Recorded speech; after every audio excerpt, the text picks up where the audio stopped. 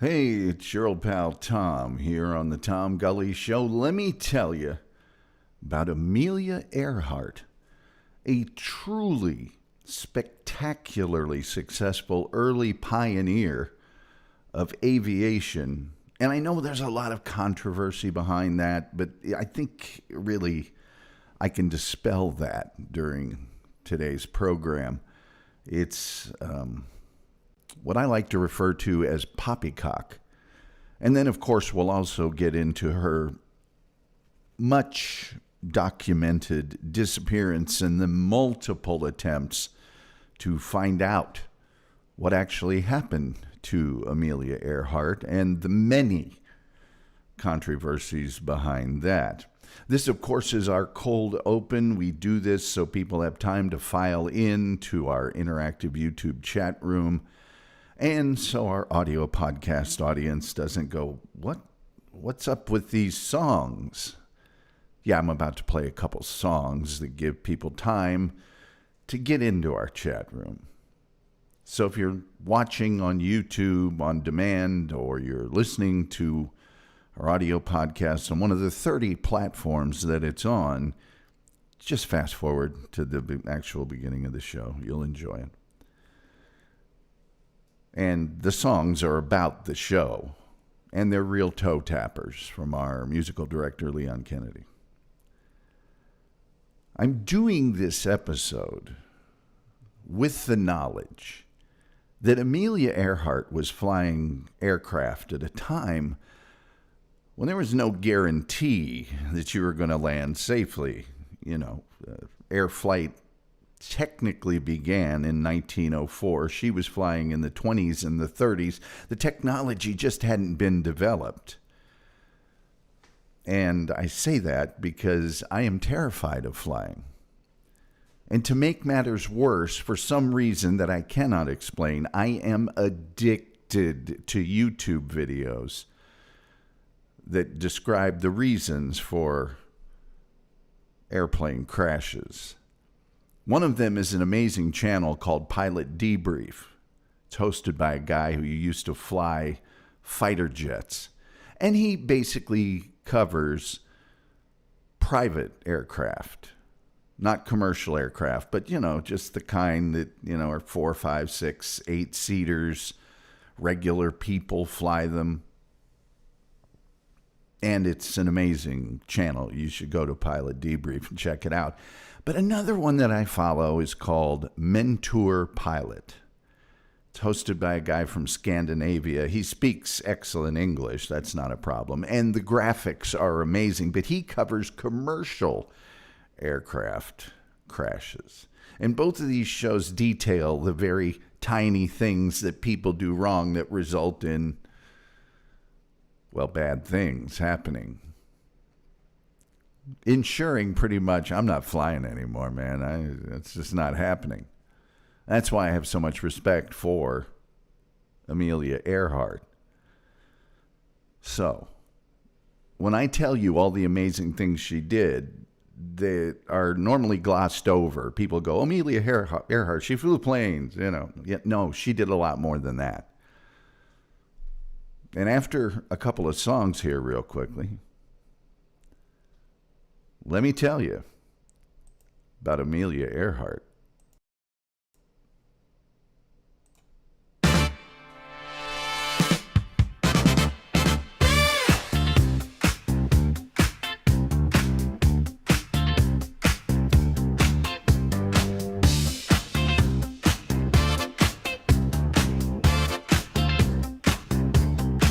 Tom Gulley's back.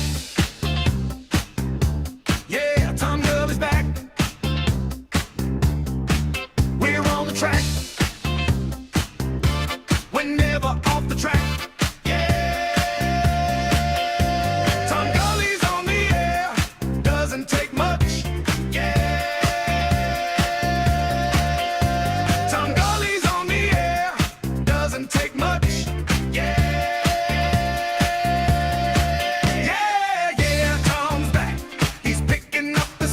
Tom Gulley Show is back. He's picking up the slack. Mike stays hot when Tom Gulley's in the chair. The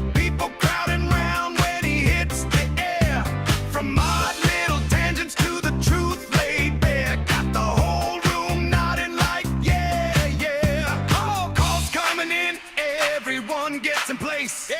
Dancing all night with a smile on the face. Hey. He cuts through the noise, never chasing the race. Just Tom on the waves at a steady pace. Yeah, yeah, Tom's back. He's putting down the track. The Tom Gulley Show is back. He's putting down the track. Yeah, yeah, Tom's back. He's putting down the track. The Tom Gulley Show is back. He's putting down the track.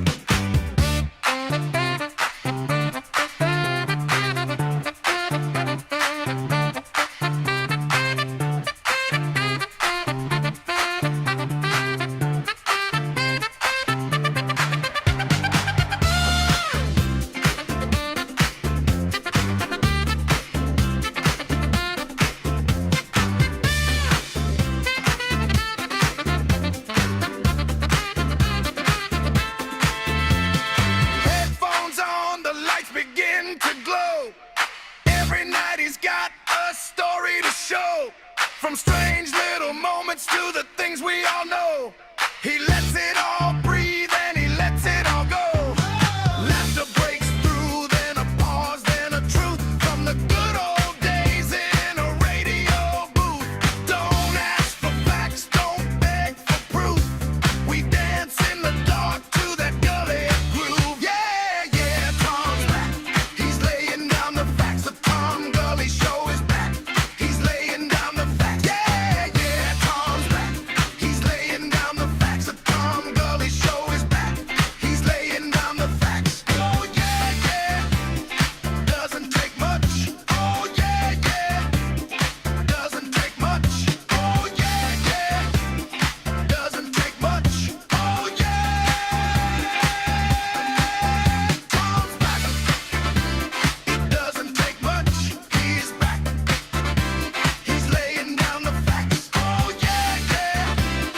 Doesn't take much. Oh yeah, yeah. Doesn't take much.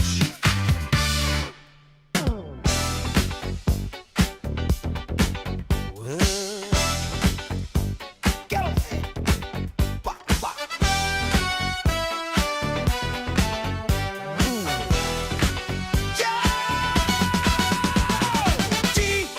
G-U-L-L-E-Y.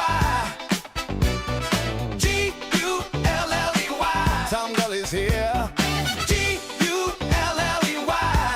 He's here to stay. G-U-L-L-E-Y. The Gulley guarantee. That's what the people need. We're all here to see Tom Gulley. G-U-L-L-E-Y. G-U-L-L-E-Y. Tom Gulley's here. G-U-L-L-E-Y. He's here to stay. G-U-L-L-E-Y. The lights are low, so start the show. Tom's here to go, so let it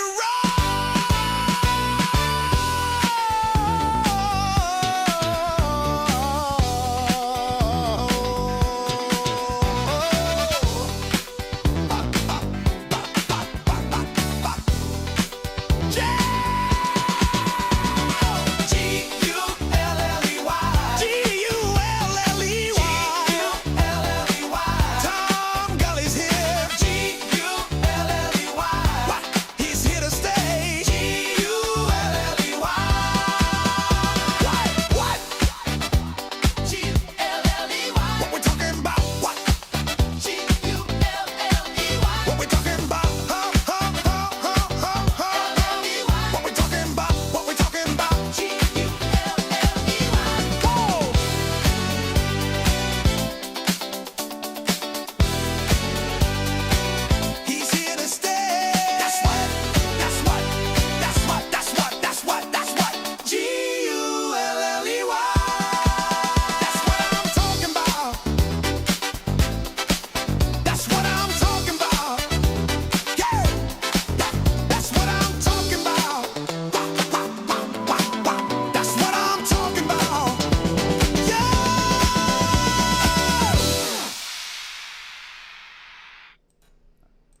Hey, everybody, what's going on? What's hot? What's hip? What's happening? What is shaking? Let me tell you about Amelia Earhart. And I think by the end of the show, you will have a new appreciation for all the things this woman did. And we'll get into the craziness surrounding her disappearance as well. Before we get going, please do me a favor. Like, share, subscribe, retweet, notification bell. All these things are absolutely free. They only cost you a click. I know you've clicked before, and no one has ever charged you for it. So if we could get one of those clicks, especially on a like, that would be great. We do have super chats. We have memberships, gifted memberships.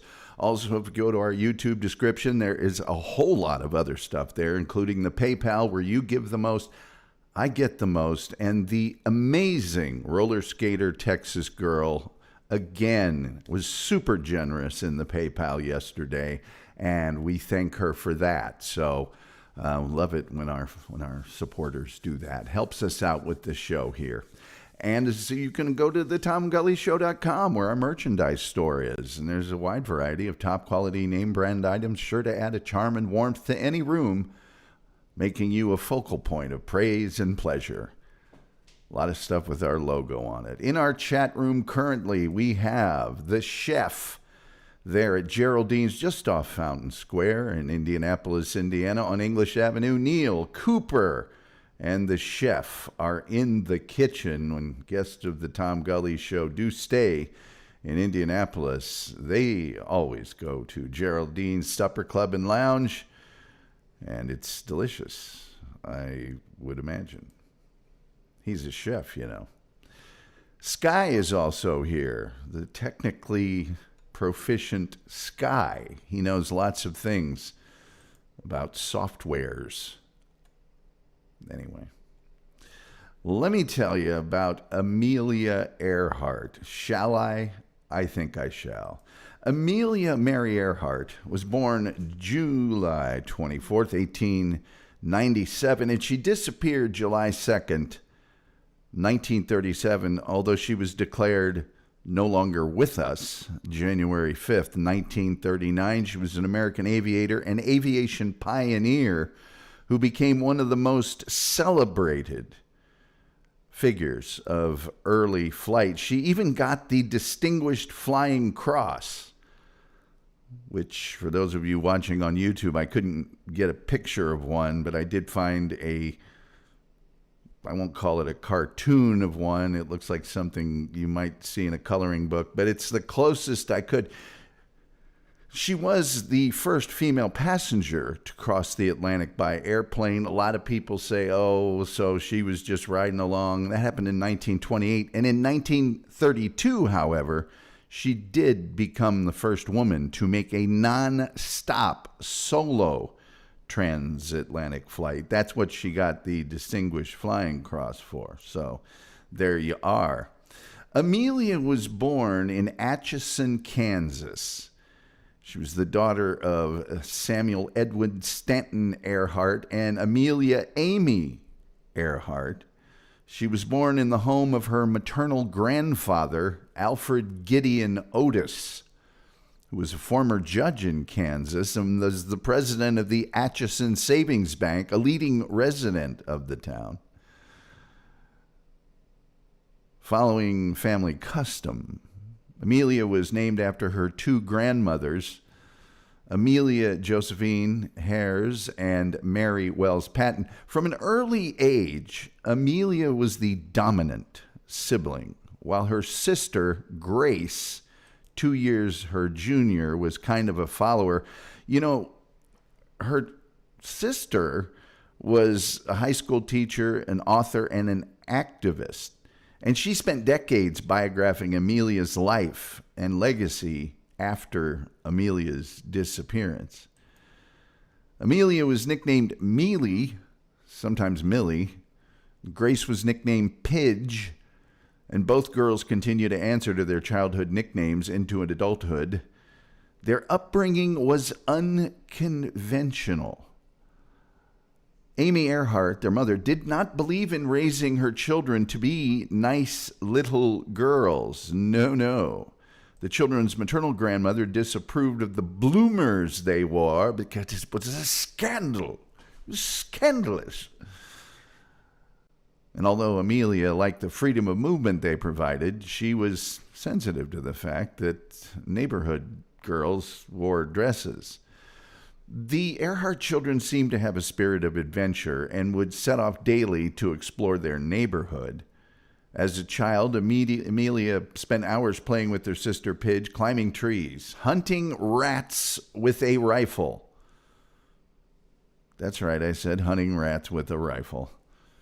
And sledding downhill. Some biographers have characterized young Amelia as a tomboy. The girls kept worms, moths, katydids, and a tree toad they gathered in a growing collection.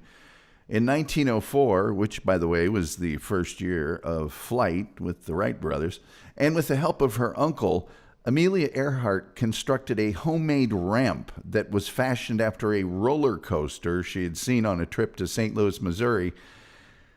And they secured this ramp to the roof of the family tool shed. After her well-documented first flight, she emerged from the broken wooden box that had served as a sled with a busted lip, a torn dress, and a sense of exhilaration, saying to her sister, "Oh, Pidge, it's just like flying." In 1907, her father's job as a claims officer for the Rock Island Railroad led to a transfer to Des Moines, Iowa. The following year, at the age of 10, Amelia saw her first aircraft at the Iowa State Fair in Des Moines. Their father tried to interest his daughters in taking a flight, but after looking at the rickety aircraft, Amelia promptly asked if they could go back to the merry-go-round. She later described the biplane as a rusty thing of wire and wood and not at all interesting. Sisters Amelia and Grace, who from her teenage years went by the name Muriel, remained with their grandparents in Atchison while their parents moved into a new, smaller home in Des Moines. During this period, the Earhart girls received homeschooling from their mother and a governess. And this is the only known incidents that I know of an American having a governess, but indeed she had a governess.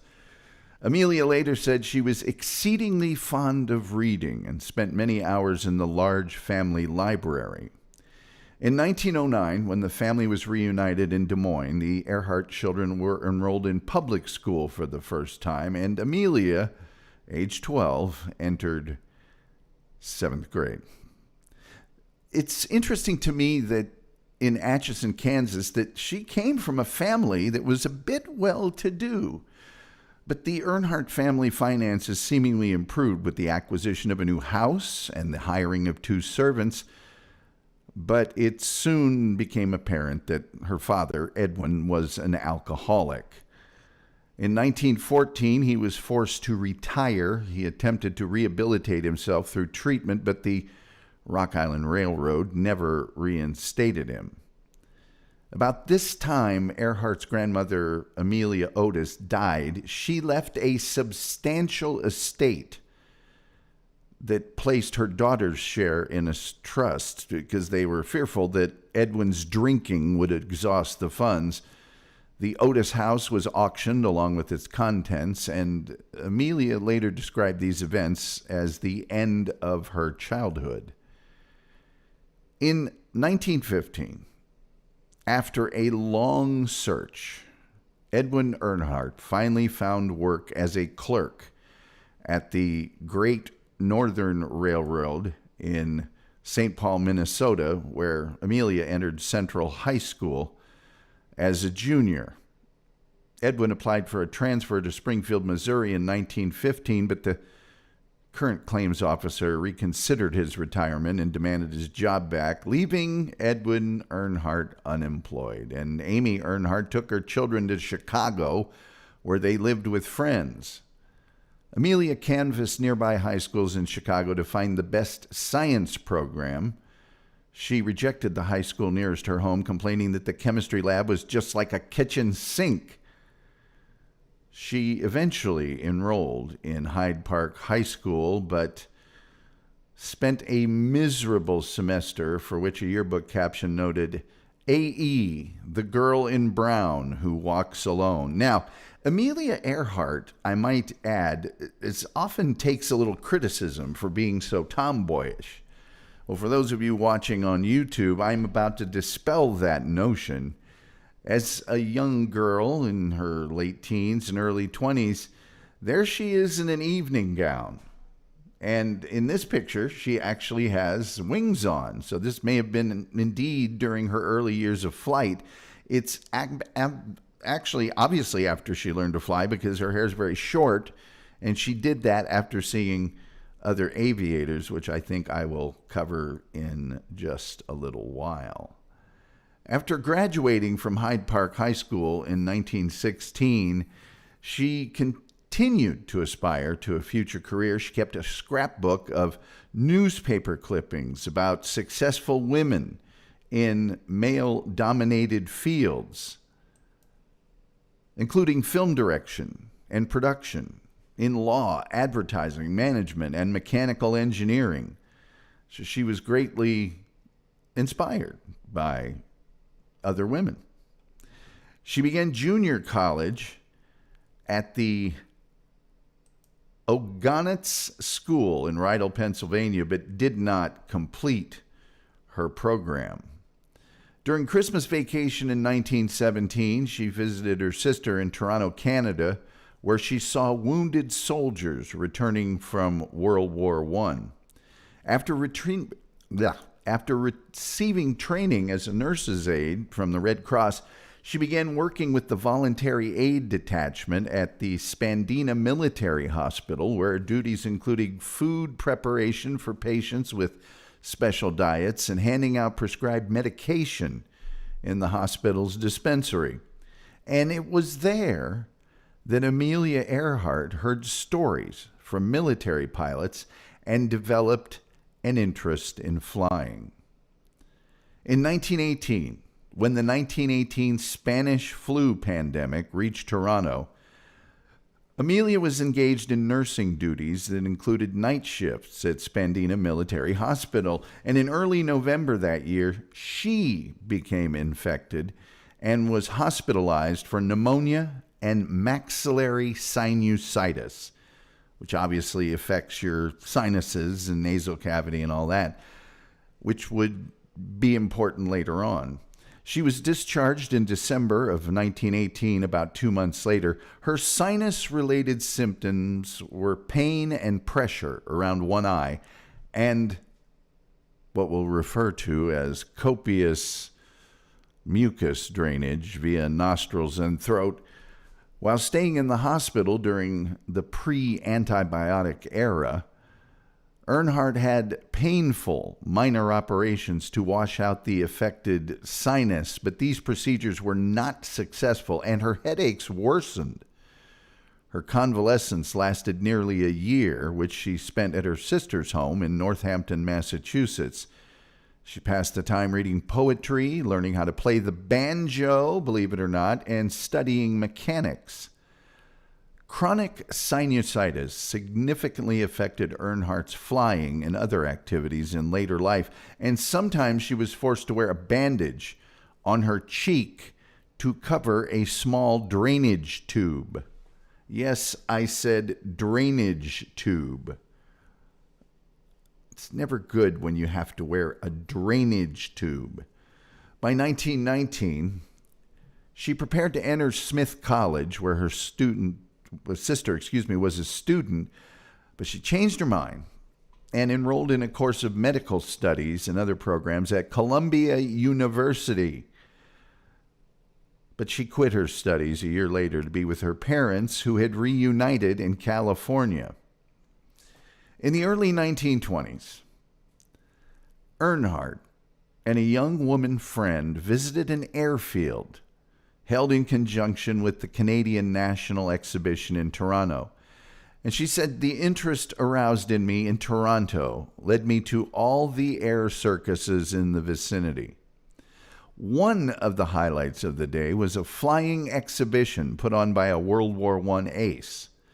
The pilot saw Earhart and her friend, who were watching from an isolated clearing, and dived at them.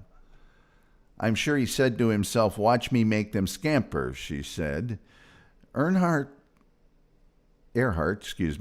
stood her ground as the aircraft came close. I did not understand it. Can I learn to talk today? Could that happen today? I did not understand it at the time, she said, but I believe that little red airplane said something to me as it swished by. On December 28th, 1920, Earhart and her father attended an aerial meet at Doherty Field in Long Beach, California. She asked her father to ask about passenger flights and flying lessons. She was booked for a passenger flight the following day at Emory Rogers Field at the corner of Wilshire Boulevard and Fairfax Avenue. A 10-minute flight with Frank Hawks, who later gained fame as an air racer, cost $10. That would be $160 in today's. The ride with Hawks changed Earhart's life. She said, by the time I got 200 or 300 feet off the ground, I knew I had to fly. The next month, she engaged a woman named Netta Snook, an early female aviation pioneer herself, to be her flying instructor. The initial contract was for 12 hours of instruction, and that cost $500, which would be $9,000 today. Working at a variety of jobs, including photographer, truck driver, stenographer at a local telephone company, Earhart saved $1,000, which would be $18,000 today, for flying lessons. She had her first lesson at Kinner Field on the west side of Long Beach Boulevard and Tweedy Road, now in the city of Southgate. And there she is with Netta Snook. These people took a lot of pictures, by the way. A lot of pictures. Snook used a crash salvage Kurdish JN Canuck airplane she had restored for training. To reach the airfield, Earhart had to take a bus, then walk 4 miles. Earhart's mother provided part of the $1,000 stake against her better judgment. Earhart cropped her hair short in the style of other female flyers. 6 months later, in mid-1921, and against Snook's advice, Earhart purchased a second-hand chromium yellow Kinner Airster airplane, which she nicknamed the Canary. After her first solo landing, she bought a new leather flying coat. Due to the newness of the coat, she was subjected to teasing, so she aged it by sleeping in it and staining it with aircraft oil. This lady wanted to fly really, really bad. On October 22nd, 1922, Earhart flew the Airster to an altitude of 14,000 feet, setting a world record for female pilots. On May 16th, 1923, Earhart became the 16th woman in the United States to be issued a pilot's license by the Fédération Aéronautique Internationale. Only 16 female pilots at the time. It's crazy. Throughout the early 1920s, following a disastrous investment in a failed gypsum mine, I love stories from the early 1900s. They all have stories like this. Following a disastrous investment in a failed gypsum mine, you know, for when you always wanted to get rich mining gypsum, Earhart's inheritance from her grandmother, which her mother was now administering, steadily diminished until it was exhausted. Consequently, with no immediate prospect of recouping her investment in flying, Earhart sold the Canary and a second Kinner and bought a yellow Kissel Goldbug Speedster. These old planes had great names. A 2-seat automobile, and named it Yellow Peril. Simultaneously, pain from Earhart's old sinus problem worsened, and in early 1924, she was hospitalized for another sinus operation, which was, again, unsuccessful. She tried a number of ventures that included setting up a photography company. Following her parents' divorce in 1924, Earhart drove her mother in Yellow Peril on a transcontinental trip from California with stops throughout the western United States and northward to Banff, Alberta, Canada. Their journey ended in Boston, Massachusetts, where Earhart went under another, now more successful sinus operation. After recuperating, she returned to Columbia University for several months, but was forced to abandon her studies and any other further plans for enrolling at the Massachusetts Institute of Technology, MIT, because her mother could no longer afford the tuition fees and associated costs. In 1925, Earhart found employment first as a teacher, then as a social worker at Dennison House, a Boston settlement house. While living in Medford, Massachusetts, to do this job, she maintained her interest in aviation, becoming a member of the American Aeronautical Society's Boston chapter, and eventually being elected its vice president. She flew out of Dennison Airport in Quincy, and she helped finance the airport's operation by investing a small amount of money. And in 1927, she flew the first official flight out of Dennison Airport. Earhart worked as a sales representative for the Kinner Aircraft Company in the Boston area and wrote local newspaper columns promoting flying. As her celebrity grew, she made plans to launch an organization for female flyers. Now to her first woman to cross the Atlantic endeavor. And it's a twisted story, so bear with me. By the way, Viewbot says also named after Jack Amelia Nickersoff. I don't have any information about that, but if you say so, I'll believe it until somebody tells me you're wrong. In early 1928, inspired by Charles Lindbergh's successful solo transatlantic flight in 1927, American heiress Amy Phillips Guest, daughter of philanthropist Andrew Carnegie's business partner, Henry Phipps Jr., there he is, Henry Phipps Jr. Doesn't he look like a guy with a lot of dough from back then? Or someone on the cover of a cough drop box? One of the two. Well, this rich gal, Amy Phipps Guest, she announced her intention to become the first woman to cross the Atlantic by air. At the time, she was living in London with her husband, former British Air Minister Frederick Guest. Using her wealth and social connections, she assembled a team of aviation professionals to support her endeavor. She hired a pilot, Wilmer Stultz, from Williamsburg, Pennsylvania, to lead the flight. In March of 1928, Stultz had made headlines for completing the first nonstop flight from New York to Havana, accompanied by Olivier Laboutier and Mabel Bull aboard the aircraft Columbia.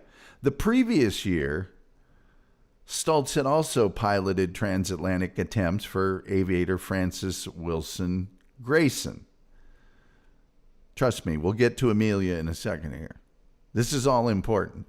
Guest, this rich philanthropist lady, also recruited mechanic and co-pilot Lewis Gordon from right here in Collin County, Texas. For the aircraft, she acquired a Fokker trimotor from famed explorer Commander Richard Byrd. Yes, the legendary Richard Byrd. Byrd had initially planned to use the plane for an Antarctic expedition, but when his backer, Edsel Ford, yes, son of Henry Ford, yes, who they named the Edsel after, suggested using a Ford trimotor instead, and Byrd agreed and sold the German aircraft. Byrd would later serve as technical advisor for the transatlantic flight. Guest named the plane Friendship to honor the special relationship between the United States and her new home, Great Britain. However, upon learning of her plans, Guest's family reacted with alarm. Her sons even threatened to quit Yale and Cambridge, respectively.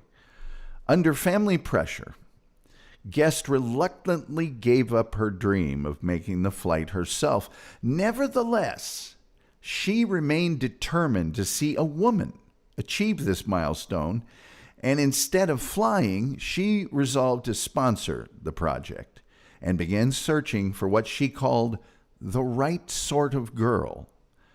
The candidate would need to be a pilot, well-educated, well-mannered, physically attractive, and American.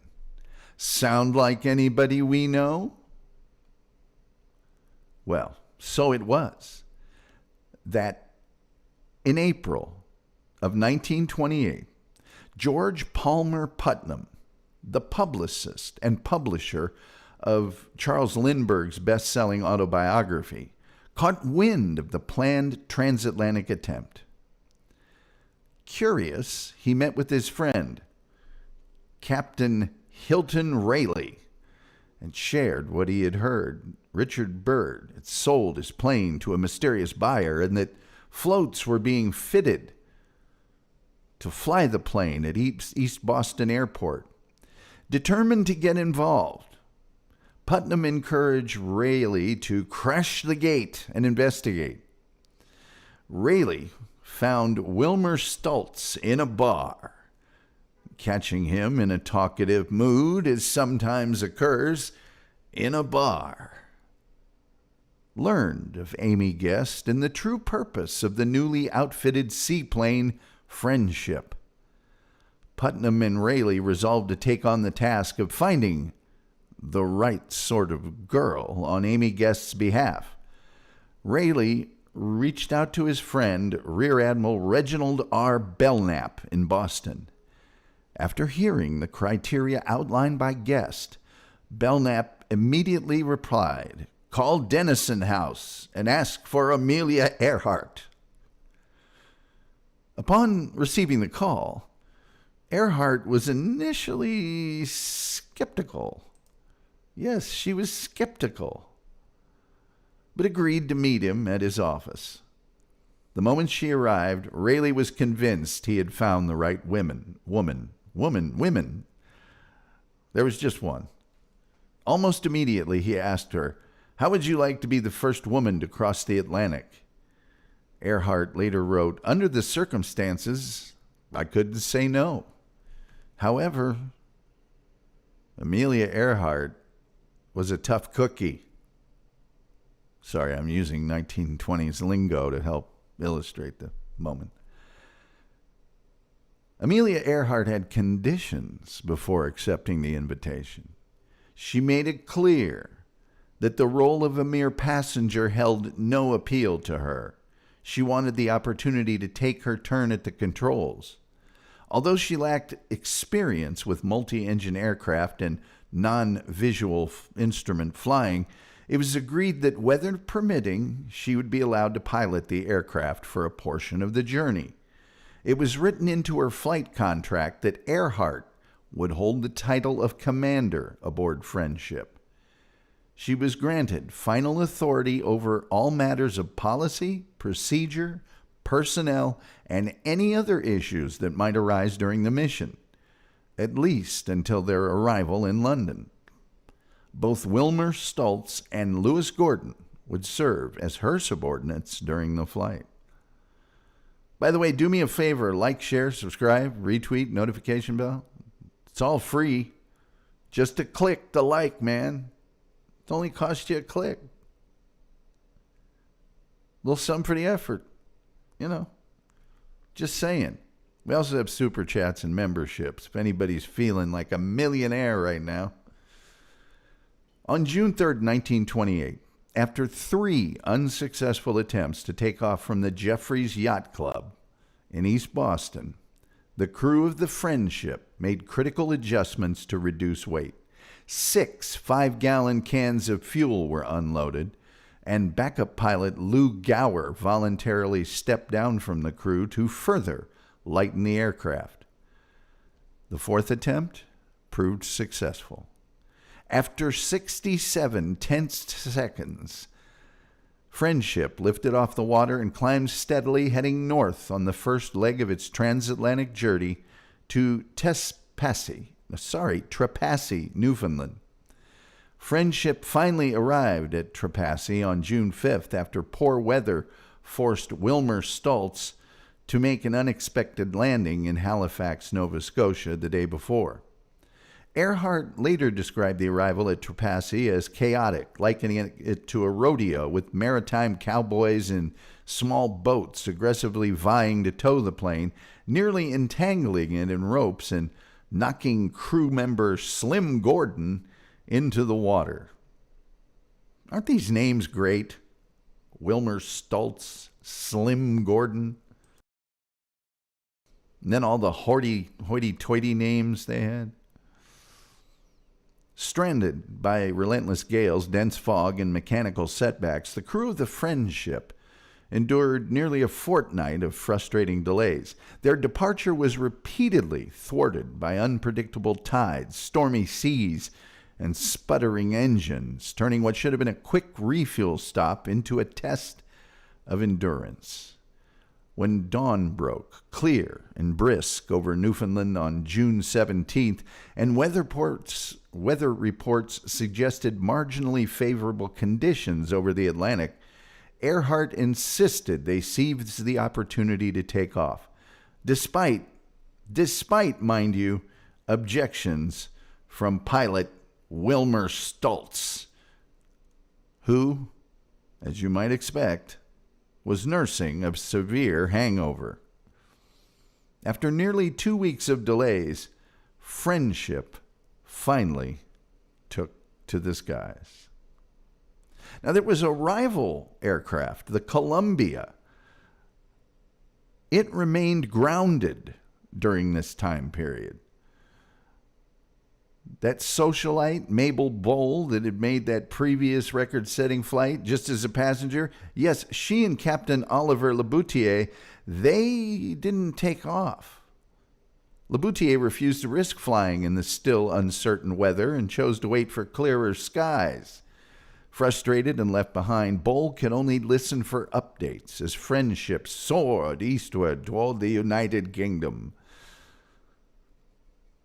Furious and disheartened, she accused Earhart's team of receiving preferential treatment, claiming they had been provided with more favorable weather reports than the one given to Columbia. That accusation was firmly rejected by the local meteorologist, who maintained that both crews had received identical forecasts. Nevertheless, Friendship had gained the advantage, not by deception, but by sheer daring.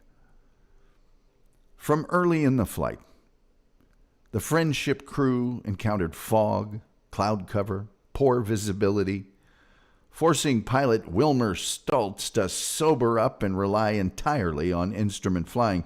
Earhart, although a licensed pilot, had no experience with non-visual, instrument-only flying and was therefore unable to take the controls. Instead, she kept the flight log and helped with navigation checks, while mechanic Lewis Gordon managed fuel and engine performance. Several hours into the flight, they spotted the SS America, an ocean liner under the command of Captain George Freed, roughly 75 miles southeast of Cobb, Ireland. Hoping to confirm their position, the crew of the Friendship circled the vessel. Captain Freed, recognizing the significance of the aircraft, ordered the ship's name and location to be chalked on the deck to assist the crew. However, before the message could be prepared, Friendship had already vanished into the mist, continuing eastward. Critically, the aircraft's radio had failed early in the flight, leaving the crew unable to transmit or receive any messages. This failure meant they could not confirm their course, update anyone on their status, or receive weather updates. As a result, their arrival location would be a complete surprise to those on the ground.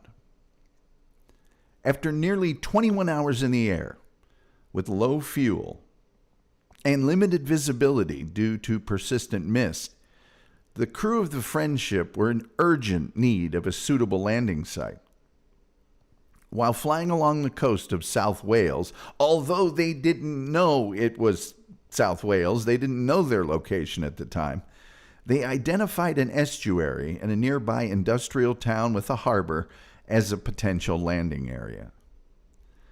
The aircraft landed in the Bury estuary, between the town of Bury Port and the village of Pwyll in Carmarthenshire, Wales. Upon landing, co-pilot Lewis Slim Gordon climbed onto the starboard pontoon and secured the aircraft to a large navigation buoy off the coast. Using rope kept on board for emergencies or for use as a sea anchor, this improvised mooring was the only option available in the area. Despite their arrival, following a transatlantic flight, initial local response was minimal. A few nearby railway workers observed the aircraft but didn't approach it. Eventually, Norman Fisher, a manager at the Frickers Metal Company in Buryport, rowed out to the plane. Rowed, like with two oars. Wilmer Stultz went ashore with him to make contact with their sponsors who were waiting in Southampton. The original intention had been to refuel in the estuary and continue the journey to Southampton, where the crew's sponsors, including Captain Hilton Rainey and Amy Phipps Guest, were assembled. Earhart and Gordon remained on board the aircraft as the crew did not consider the flight officially complete at that point. Several small boats approached the aircraft during this time, but Earhart declined to go ashore, intending to do so only if the flight continued as planned. Later that day, Captain Rayleigh, arrived in Buryport by seaplane, accompanied by Alan Raymond, a reporter for the New York Times. Following discussions regarding the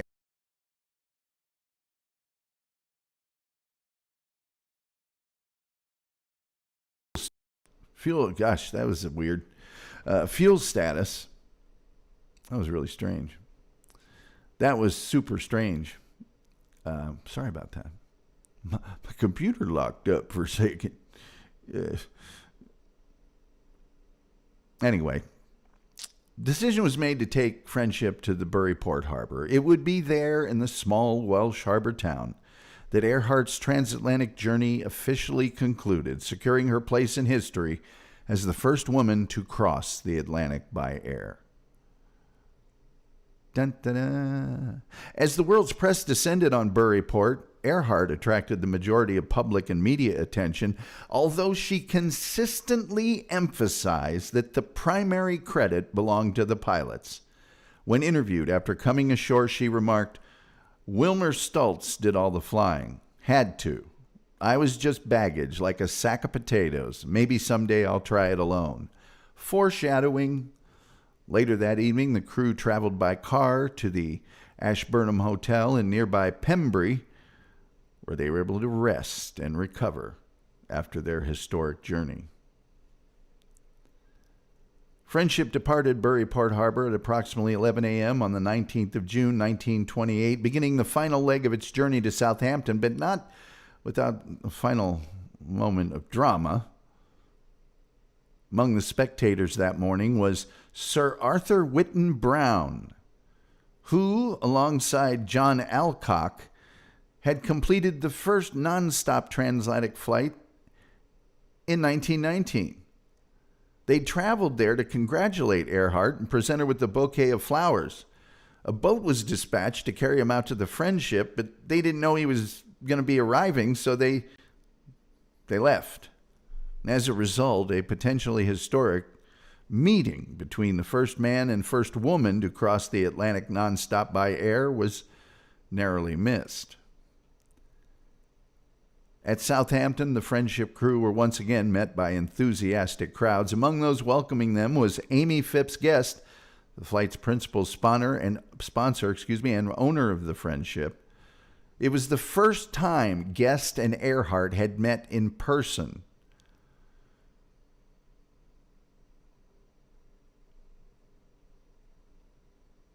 Upon returning to the United States, Earhart and the crew of the Friendship were met with widespread acclaim. On July 6, 1928, they were honored with a ticker tape parade along the Canyon of Heroes in New York City, a traditional celebration reserved for national heroes. This photo I'm showing is not 1928, but it is a ticker tape parade, and it is the Canyon of Heroes. So just work with me, will you? Thousands lined Broadway to celebrate the first successful transatlantic flight by a woman. Shortly after, the crew was received by none other than Calvin Coolidge. He was the president. Earhart became the focus of particular media and public attention. Despite her limited role as passenger during the flight, her status as the first woman who crossed the Atlantic by air captured the American public's imagination. Earhart, Stultz, and Gordon were all given receptions at Boston and Chicago, where they were welcomed by civic leaders and a large crowd. Earhart received numerous awards and honors during this period. Her modesty and charisma further endeared her to the American public, and her fame quickly surpassed that of her fellow crew. Oh, I see that the dumb ice cream guy is beginning his nonsense. In February. Who's going to buy ice cream in February? I know, nobody. He always shows up during the show. I swear to you. I swear to you. I will no doubt, if he ever shows up and I'm not on the air, have words with him. Guido Samurai is here. Always good to see him. The flight marked the beginning of Earhart's rise to international prominence. With the help of publisher and publicist George Putnam, she began a successful lecture tour and endorsed various products. She also wrote a book, 20 hours and 40 minutes, Our Flight in the Friendship. And the book was a smash hit. The actual flight time was 20 hours and 49 minutes, though. You know. I don't know why that is, but it is. It just is. When Earhart became famous, the press dubbed her Lady Lindy because of her resemblance to fellow aviator Charles Lindbergh, and they also called her Queen of the Air. Immediately upon her return to the United States, she undertook an exhausting lecture tour in 1928 and 1929. George Putnam, well, he had undertaken to heavily promote Earhart in a campaign that included publishing that book, lectures, and pictures of her in the media, endorsing products, including luggage. Yes. Wanting to support Richard Byrd's expedition to the South Pole, she accepted an endorsement deal for Lucky Strike cigarettes. And the money was to go, all of it, to Richard Byrd's attempt to go to the South Pole. Well, after the Lucky Strike ads, McCall's, a women's magazine, retracted their offer for Earhart to become their aviation editor, which was really, really stupid. But at the time, women smoking cigarettes was seen as undesirable. Dear me. Dear me. The marketing campaign by both Earhart and Putnam was successful in establishing the Earhart mystique. Rather than simply endorsing the products, Earhart became involved in the promotion, especially in women's fashions. The active living lines that were sold in stores such as Macy's. By the way, there was only one Macy's at the time, not like now. Well, they were an expression of Earhart's new image. Her concept of simple, natural lines matched with wrinkle-proof, washable materials was the embodiment of a sleek, purposeful, but feminine Amelia Earhart. And she was known as AE. Everybody would refer to her as AE. And these celebrity endorsements helped Earhart, finance her flying. Because she was all about the flying. Paz It Up Patriot is here. Good to see you, Paz. Good to see you. Guido Samurai says, wonder if she actually smoked. Her planes must have taken stamina to fly. I don't know if she did or not. She wasn't against doing an ad for it. Earhart accepted a position as associate editor at Cosmopolitan magazine and used it to campaign for greater public acceptance of aviation, especially focusing on the role of women entering the field. Yes. Oh, yes. Oh, yes.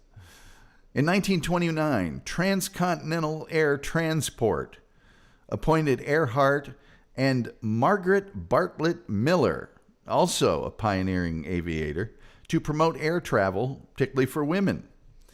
And Earhart set up the Ludington Airline, the first regional shuttle service between New York and Washington. She was appointed the vice president of National Airways, which operated Boston Maine Airways and several other airlines in the Northeast. And by 1940, that group had become Northeast Airlines. Yes. The Ludington Airlines. Yes, look at the Ludington guy with his winged trophies. Yes, yes. Yes, she was quite, yes. What she did there was, yes. She was also a competitive flyer, okay? In August of 1928, Amelia Earhart became the first woman to fly solo across the North American continent and back. Her piloting skills and professionalism gradually grew, and she was acknowledged by experienced professional pilots who flew with her. General Lee Wade, who flew with Earhart in 1929, said she was a born flyer with a delicate touch on the stick. Which, believe me, back in 1929 meant something entirely different than it does now. Get your minds out of the gutter. Come on. Come on. Amelia Earhart deserves a lot better than that.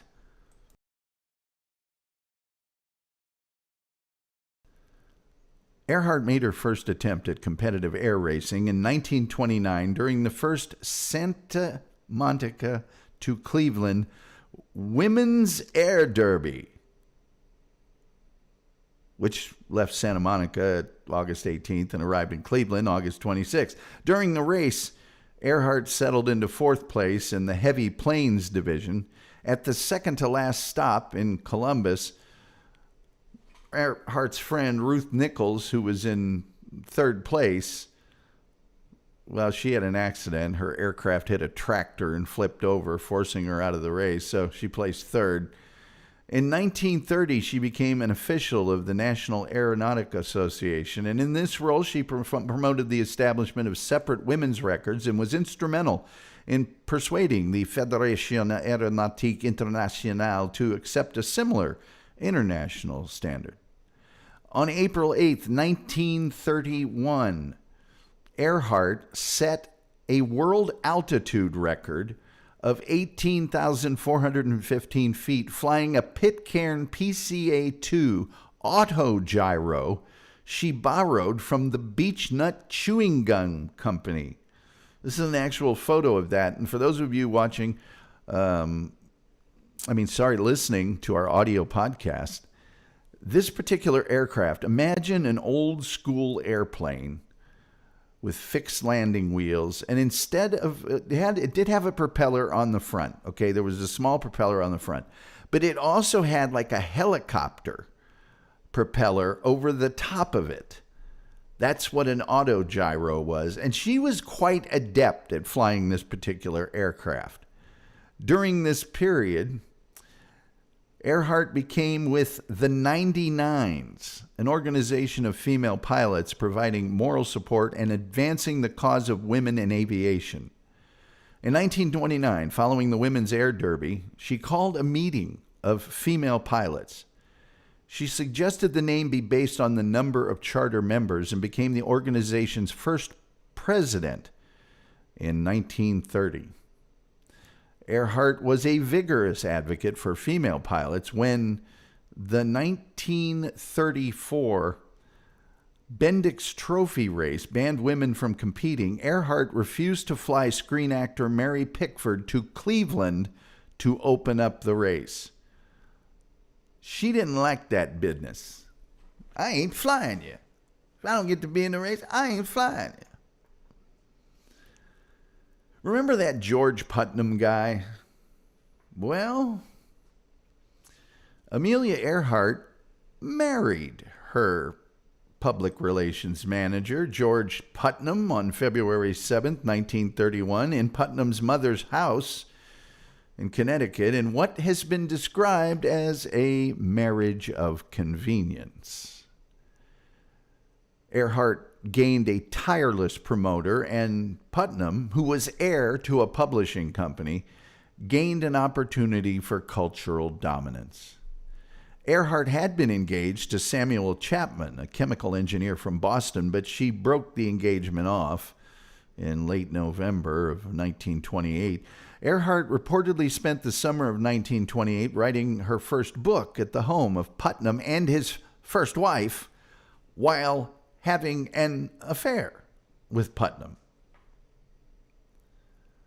Putnam, who was known as GP, was divorced in 1929 and sought out Earhart, proposing to her 6 times before she agreed to marry him.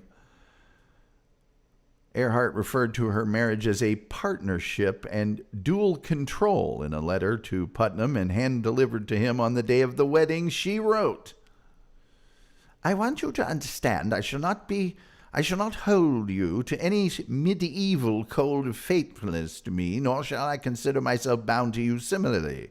I may have to keep some place where I can go to be by myself now and then, for I cannot guarantee to endure all the times the confinement of even an attractive cage." By the way, this photo I'm showing right now, for those of you in audio podcasts, may be the most chauvinistic photo I've ever seen for a man and wife. It's George Putnam, hand in one pocket of his suit coat, the other on his wife's shoulder. She is sitting at his feet, and he's looking down on her. Like, it's almost like it's his prize Irish setter. I'm just going to say that. Earhart's ideas on marriage were liberal for the time. She believed in equal responsibilities for both breadwinners and kept her own name rather than referred to as Mrs. Putnam. When the New York Times referred to her as Mrs. Putnam, she laughed it off. Putnam also learned he would be called Mr. Earhart. There was no honeymoon for the couple because Earhart was involved in a 9-day cross-country tour promoting autogyros, and the tour's sponsor, Beechnut Chewing Gum. For long-lasting flavor, Beechnut. Earhart and Putnam never had children, but Putnam had 2 sons, the explorer and writer David Putnam and George Palmer Putnam Jr. from his previous marriage to Dorothy Binney, heir to her father's chemical company, Binney and Smith. All these people are rich. They're rich. And I understand, and I don't know that I have a picture anywhere here, but I understand that Amelia Earhart and Dorothy Binney became friendly after the divorce. They weren't antagonistic to each other at all. And here's Amelia with Herbert Hoover, the president. On May 20th, 1932, 34-year-old Amelia Earhart set off from Harbor Grace, Newfoundland, with a copy of the Telegraph Journal given to her by journalist Stuart Truman to confirm the date of the flight. She intended to fly to Paris in her single-engine Lockheed Vega 5B to emulate Charles Lindbergh's solo flight 5 years earlier. Her technical advisor for the flight was the Norwegian-American aviator Bernt Balchen. I can't make these names up, folks. Who helped her prepare for her flight and played the role of decoy for the press because he was ostensibly preparing Earhart's Vega for his own Arctic flight. After a flight lasting 14 hours and 56 minutes, during which she contended with strong northerly winds, icy conditions, mechanical problems, Earhart landed in a pasture at Culmore, north of Derry, Northern Ireland. The landing was witnessed by Cecil King and T. Sawyer. When a farmhand asked, have you flown far? Earhart replied, from America. Well, it was when she made this solo nonstop flight, she received the Distinguished Flying Cross from Congress, the Cross Knight of the Legion of Honor from the French government, and the Gold Medal of the National Geographic Society from President Herbert Hoover. As her fame grew, Earhart developed friendships with many people in high office, most notably First Lady Eleanor Roosevelt. This was the most photogenic picture of Eleanor Roosevelt I could find, who shared many of Earhart's interests, especially women's causes. After flying with Earhart, Roosevelt obtained a student permit but did not further pursue her plans to learn to fly. Earhart and Roosevelt frequently communicated with each other. Another flyer, Jacqueline Cochran, who was said to be Earhart's rival, also became her confidant during this period. A lot of crazy, pioneering female pilots of the time. I'm telling you, there were.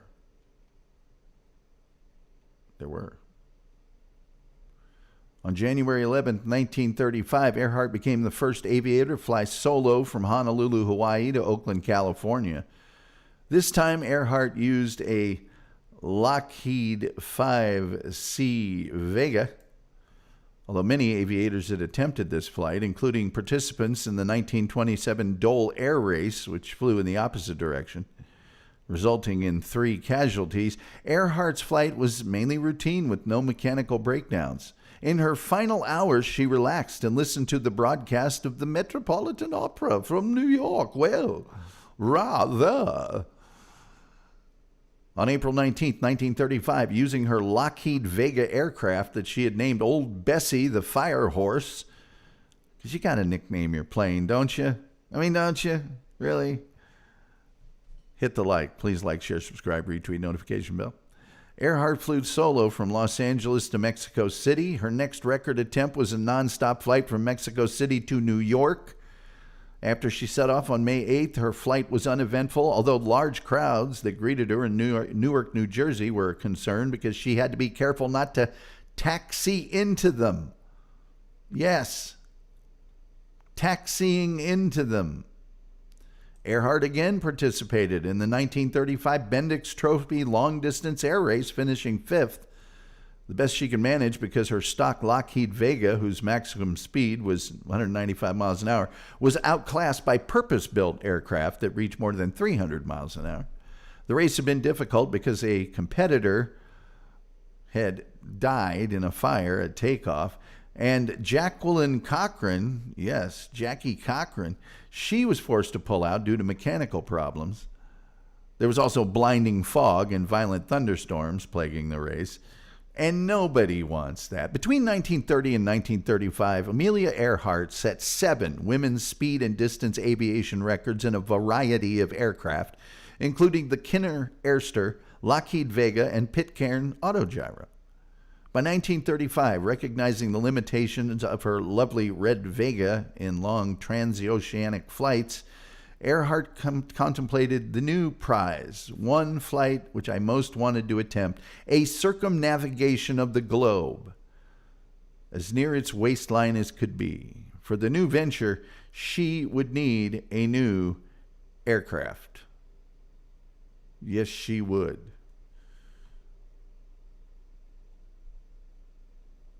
At Earhart's urging, in June 1935, her husband purchased a small house in Toluca Lake, a San Fernando Valley celebrity enclave community between the Warner Brothers and Universal Pictures studio complexes.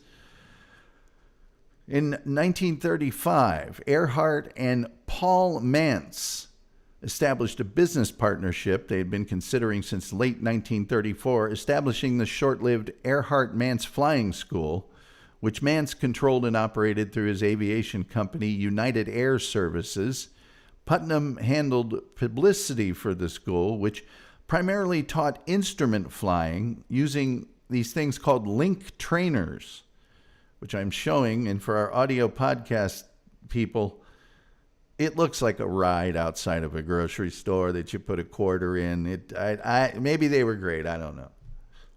I think that the link trainers got better and better and better as time went along, but they were used to train pilots. Also in 1935, Earhart joined Purdue University as a visiting faculty member to counsel women on careers and as a technical advisor to its Department of Aeronautics. In early 1936, Earhart started planning to fly around the world. If she succeeded, she would become the first woman to do so. Although others had flown around the world, Earhart's flight would be the longest at 29,000 miles because it followed a rough equatorial route around the center. Earhart planned to court publicity along the route to increase interest in a planned book about the expedition. And people donated. Purdue University established the Amelia Earhart Fund for Aeronautical Research and gave $50,000, equivalent to over $1 million in today's money, to fund the purchase of a Lockheed Electra 10E. In July of 1936, Lockheed Aircraft Company built the airplane, which was fitted with extra fuel tanks and other extensive modifications. Earhart dubbed the twin-engine monoplane her flying laboratory. Plane was built at Lockheed's plant in Burbank, California. Earhart chose Harry Manning as her navigator. He had been the captain of the President Roosevelt, the ship that had transported Earhart from Europe in 1928. Manning was also a pilot and a skilled radio operator who knew Morse code. The original plan was a two-person crew. Earhart would fly and Manning would navigate. During a flight across the U.S. that included Earhart, Manning, and Putnam, Earhart flew using landmarks that she and Putnam knew, and so they knew where they were. Manning did a navigation fix that alarmed Putnam because Manning made a minor navigational error that put them in the wrong state. They were flying close to the state line, but Putnam was still concerned. Sometimes later, Putnam and Mantz arranged a flight to test Manning's navigational skill, and under poor navigational conditions, Manning's position was off by 20 miles. That's not good. Through contacts in the aviation community, Fred Noonan was chosen as the second navigator because there were a lot of extra factors to be dealt with while using celestial navigation for aircraft, in other words, the stars. Noonan, a licensed ship's captain, was experienced in both marine and flight navigation. He had recently left Pan Am, where he established most of the company's China Clipper seaplane routes across the Pacific. Noonan had also been responsible for training Pan Am's navigators to fly the route between San Francisco and Manila. Under the original plans, Noonan would navigate from Hawaii to Howland Island. Howland Island. a difficult portion of the flight. Then Manning would continue with Earhart to Australia, and she would proceed on her own for the remainder of the project. Now, there was an original attempt that was abandoned after a crash that damaged the aircraft. Didn't hurt anybody, but the aircraft was damaged. The propeller hubs, variable pitch mechanisms were having problems, so the aircraft was taken to the U.S. Navy's Luke Field facility at Pearl Harbor for servicing. And they resumed the flight 3 days later with Earhart, Noonan, and Manning on board. The next destination was Howland Island, a small island in the Pacific.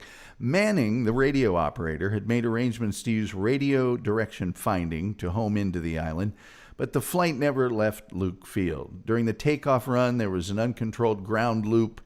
The forward landing gear collapsed. Both propellers hit the ground. The plane skidded on his belly. The cause isn't known, but some witnesses, including an Associated Press journalist, said they saw a tire blow.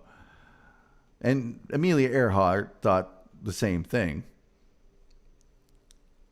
While it was being repaired, Earhart and Putnam secured additional funds for another attempt, and the second attempt began with an unpublicized flight from Oakland to Miami, Florida. And then, when she landed in Miami, she announced her intentions. Manning had left the crew by this point, okay? Left it. So now it's just Noonan and Earhart. Well, the pair departed Miami on June 1st, and after numerous stops in South America, Africa, the Indian subcontinent, and Southeast Asia, they arrived at Lae, New Guinea, on June 29, 1937. Now, at this stage, about 22,000 miles of the journey had been completed. The remaining 7,000 miles would be over the Pacific. Yeah. So they take off in the heavily loaded Electra. Their destination, again, was Howland Island. Flat sliver of land, 6,500 feet long, 1,600 feet wide. The expected flying time was about 20 hours, accounting for the 2-hour time zone difference. It was expected to land on the morning of 2nd of July. In preparation for this trip, the U.S. Coast Guard had sent the U.S. Coast Guard cutter Itasca to the island to offer communication and navigation support for the flight. The cutter was to communicate with Earhart's aircraft via radio and transmit a homing signal to help the aviators locate the island. All of these navigation methods failed to guide Earhart to Howland Island. Around 3 p.m., Earhart reported her altitude as 10,000 feet, but they were reducing that due to thick clouds. Around 5 p.m., Earhart reported her altitude as 7,000 feet and her speed at about 170 miles an hour. During Earhart's and Noonan's approach to Howland Island, that cutter, the Itasca, received strong, clear voice transmissions from Earhart, identifying as KHA, QQ, but she was unable to hear voice transmissions from the ship. The first calls received from Earhart were routine reports stating the weather was cloudy and overcast at 2:45 a.m., just before 5 a.m. on July the 2nd. These calls were broken up by static, but at this point, the aircraft was a long distance from Howland. At 6:14 a.m., another call was received stating that the aircraft was within 200 miles and requesting that the ship use its direction finder to provide a bearing for the aircraft. Earhart began whistling into the microphone to provide a continuous signal for the ship's crew to use. At this point, the radio operators on Itasca realized their system could not tune in to the aircraft's signal at a certain hertz. Radio man Leo Bellerts later commented, "He was sitting there sweating blood because I couldn't do a darn thing about it." A similar call asking for a bearing was received at 6:45 a.m. when Earhart estimated they were 100 miles away. An Itasca radio log at 7:30 a.m. states the aircraft had only a half hour of fuel remaining. A further radio log states they thought they were near Itasca but could not locate it and were flying at 1,000 feet. In her transmission at 7:58 a.m., Earhart said she could not hear Itasca and asked them to send voice signals so she could try to take a radio bearing. Itasca reported this signal as the loudest possible signal, indicating Earhart and Noonan were in the immediate area. The ship could not send voice at the frequency she asked for, so they sent Morse code signals instead. Earhart acknowledged receiving these, but said she was unable to determine their location. The last voice transmission received on Howland Island from Earhart said she and Noonan were flying along a line of a position running north to south on 157 to 337 degrees, which Noonan would have calculated and drawn on a chart as passing through Howland. After all contact with Howland Island was lost, attempts to reach the flyers with voice and Morse code were made. Operators across the Pacific and in the United States may have heard signals from the Electra, but these were weak or unintelligible. A series of misunderstandings, errors, or mechanical failures are likely to have occurred on the final approach to Howland Island. Noonan had earlier written about problems affecting the accuracy of RDF in navigation.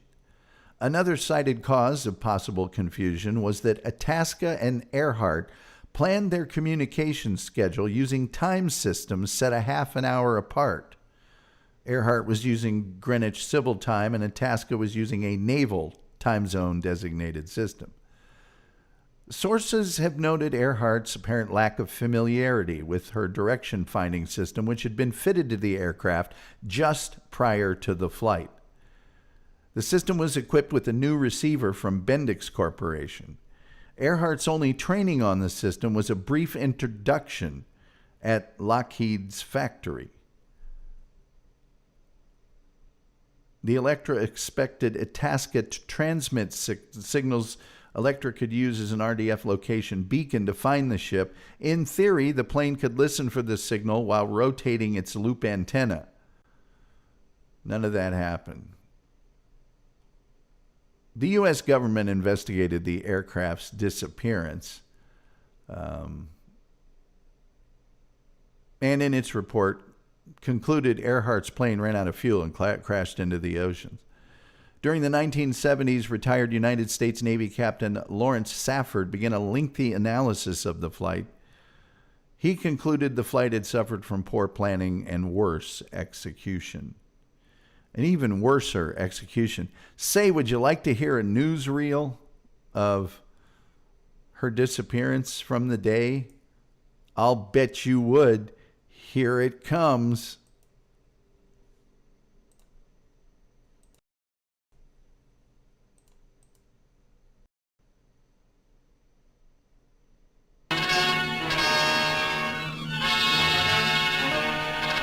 Only a short time ago, Amelia Earhart checked over every detail of her $80,000 flying laboratory in preparation for her round-the-world flight. This was to have been her greatest achievement, a sky dash of 28,000 miles. With her husband, George Palmer Putnam on right, she discussed the hazardous course which had been plotted for her by Fred Noonan, the navigator who embarked with Miss Earhart upon this great flight, a flight which was to have marked her retirement to aeronautical research.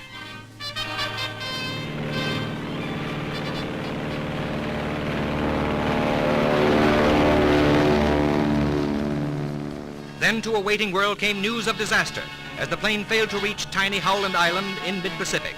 A British freighter, the Coast Guard, and the Navy sped to the search, the battleship Colorado steaming out from Honolulu under forced draft.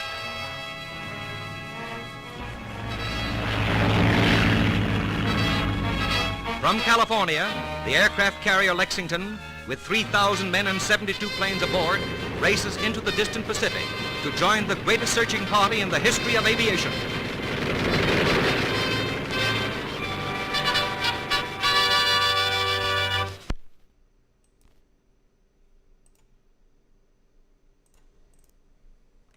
There you go. As you can tell, they pulled out all the stops. The Colorado got after it. Everybody under the sun has tried to find this thing. Many researchers believed Earhart and Noonan died during or shortly after the crash.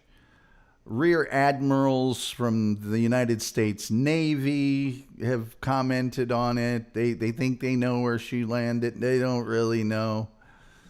That nobody knows. Nobody knows. They don't know. They think they know, but they don't know. They just don't.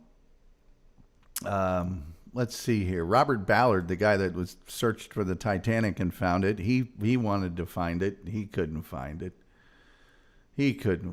They spent what's equivalent to $90 million in today's money in air and sea rescue by the U.S. Navy and Coast Guard. Most costly and intensive in U.S. history up to that time.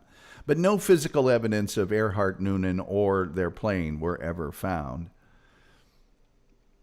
There's been reports that amateur radio people heard emergency transmissions. That's never been confirmed.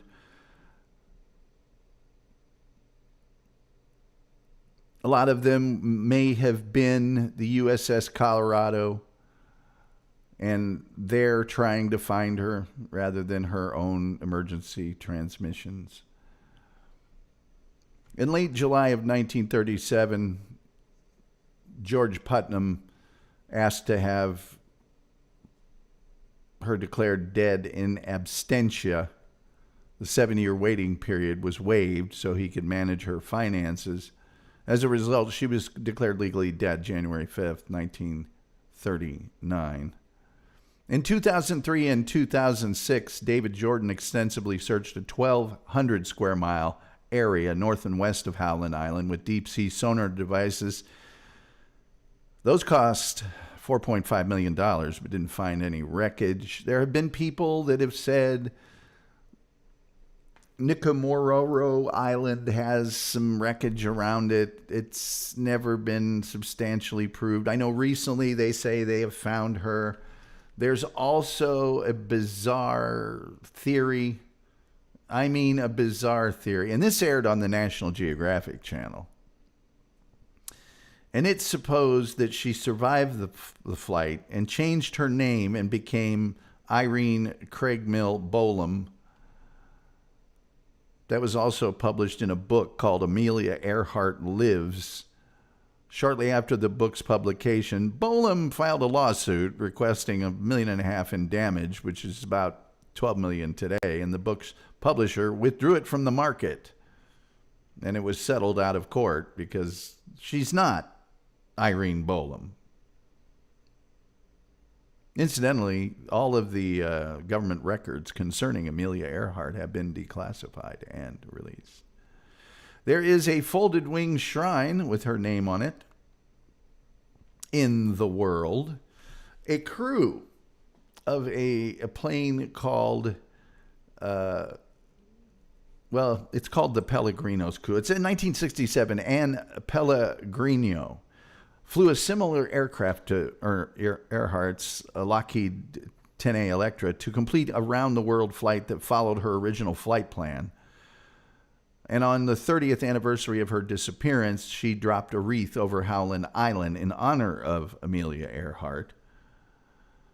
In 1997, on the 60th anniversary of her around-the-world flight, San Antonio businesswoman Linda Finch retraced the final flight path, flying a restored 1935 Lockheed Electra 10, the same make and model as Earhart's. There have been other commemorative flights. Many things have been named after Amelia Earhart. In 1942, a United States Liberty ship named SS Amelia Earhart was launched. It was wrecked in 1949. And then there was this. The United States Navy ship Amelia Earhart was named in her honor in 2007, and it still floats today. Purdue University opened Earhart Hall in honor of her legacy and contribution to the university. It's a residence hall, I think.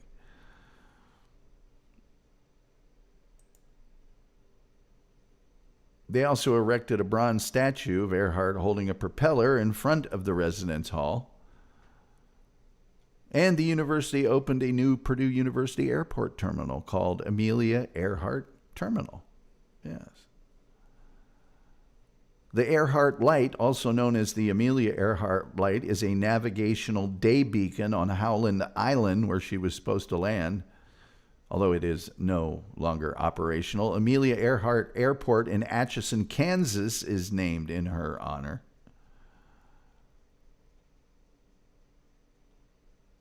A small section of Earhart's Lockheed Electra starboard engine nacelle that was recovered following the March 1937 Hawaii crash, not the missing crash, but the crash where they had to start all over again, has been confirmed as authentic, and isn't that great? The Amelia Earhart commemorative stamp, 8 cents airmail postage, was issued in 1963 by the U.S. Postmaster General. I'm not going to get into all of the things. She was inducted into the Motorsports Hall of Fame 1992. There is a full bronze statue of Amelia Earhart at the Spirit of Flight Center in Lafayette, Colorado. In popular culture, novels, plays, books, there's been a lot of them. 1942, a movie starring Rosalind Russell, Flight for Freedom, in a highly fictionalized account of her life. Amelia Earhart, The Price of Courage, is an American Experience television documentary. Amelia Earhart, The Final Flight, starring Diane Keaton, Rutger Hauer, and Bruce Dern, was initially released as a television movie and then subsequently re-released as a theatrical feature. The biopic, Amelia, features Hilary Swank playing Amelia Earhart. And that, ladies and gentlemen, is all I got to tell you about the aviation legend that was and that is Amelia Earhart. Our chat room looks dormant. Our super chats and memberships lay barren. I can tell you that tomorrow we will cover the kidnapping of Patty Hearst. That's a good one. Patty Hearst, rich heiress, becomes subversive bank robber. You'll want to tune in for that. Also, the guy that went to my high school is a part of it.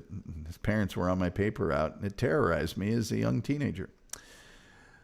Thursday, we will talk about the disappearance of Tiffany Daniels, still unsolved. Saturday, the Ringling Brothers and Barnum and Bailey Circus and its history. And then Sunday, we will discuss the Twilight Zone. Hey, I'm looking at that old clock on the wall, and it's telling me that about time for me to amscray. You don't have to go home, but you can't stay here. No, sir. You can't. It's not permitted.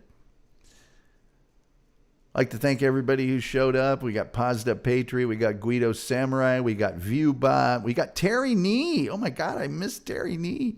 We got Sky. Of course, we've got the gang over at the Geraldine's location in Indianapolis, Chef Neil and Cooper.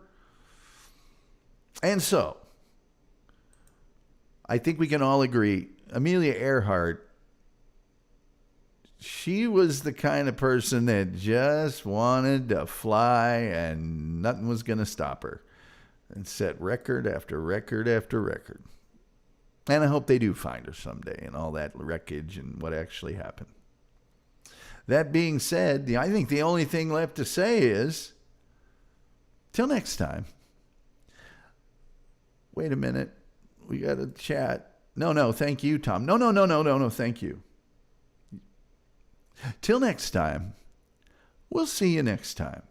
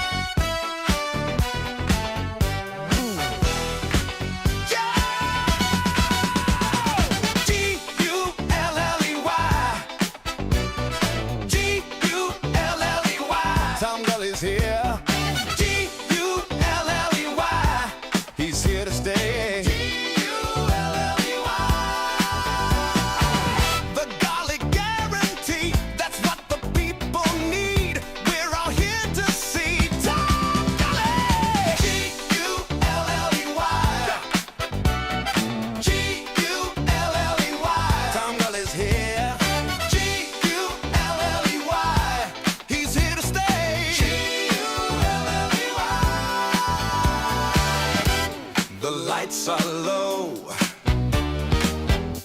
so start the show. Time's here to go, so let's